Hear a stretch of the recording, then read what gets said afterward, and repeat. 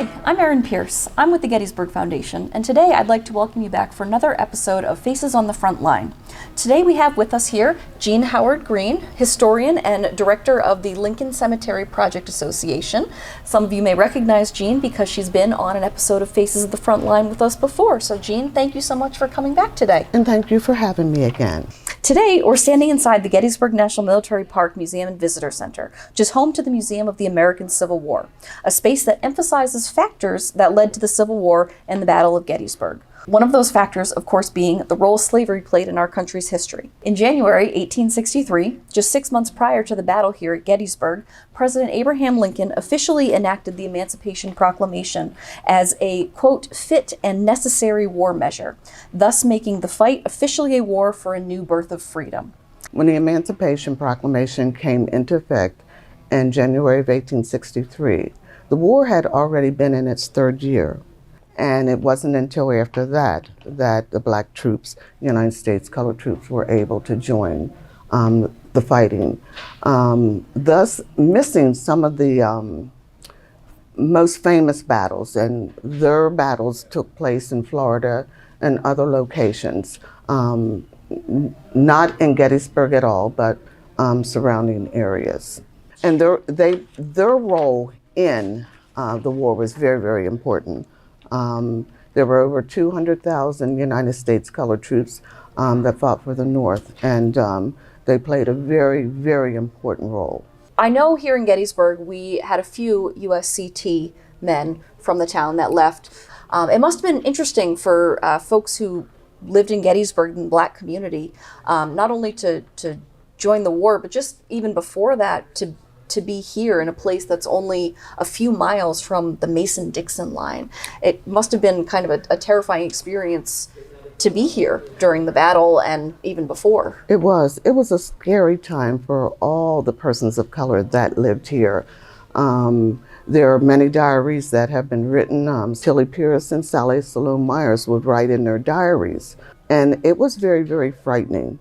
And some of the folks here, it is said that they actually took some of their servants and hid them in their cellars to protect them. The black citizens that are here in Gettysburg during the battle, they're not necessarily new to the area at the time of the battle, right? They've been here for some time leading up. Yes.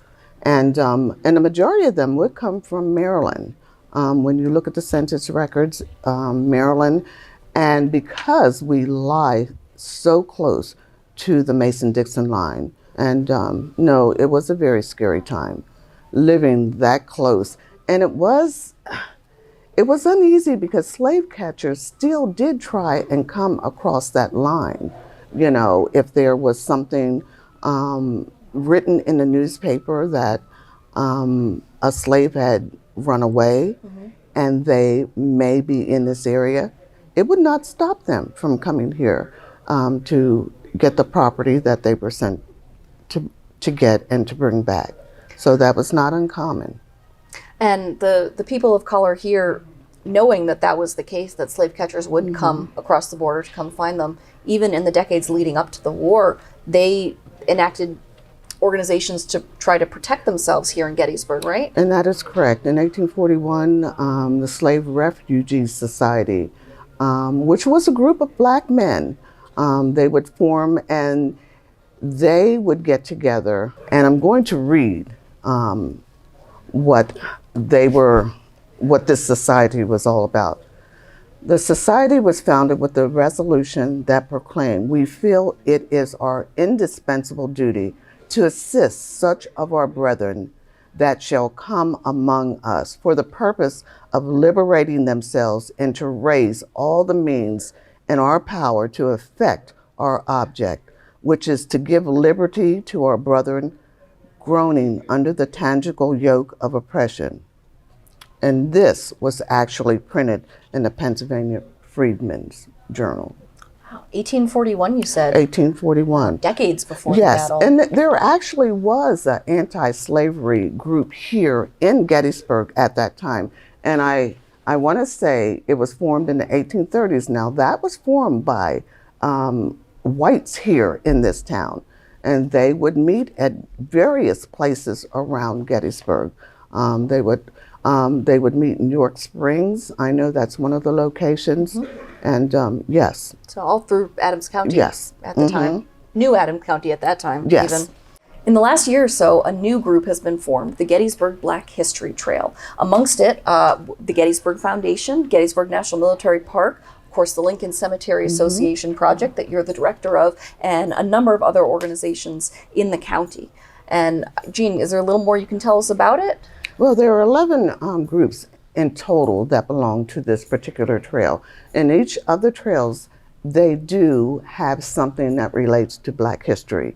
And it is a self-given tour, and you basically check in. There's a little app that you can put on your phone, and when you do this trail, please check in, because that is the way that we monitor, you know, if you've gone to these locations.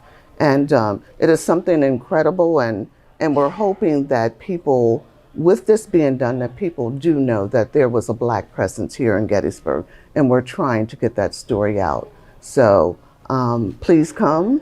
Thank you, Jean. I look forward to getting it downloaded on my phone, and I think it's Destination Gettysburg website where you can find that information. Yes. And especially in February, it's going to be a great time to go out and immerse myself in that history. So, yes. Jean, thank you so much again for joining us today. The work you do is so incredibly important. Today, we're just grateful to have you here as our face on the front line, well, our face of preservation and education here in Gettysburg, telling the Black story in Gettysburg amongst many, many others as well. So, thank you so much. And it's always a pleasure. All right. Thank you again for joining us. Faces on the Front Line. We'll look forward to seeing you next time.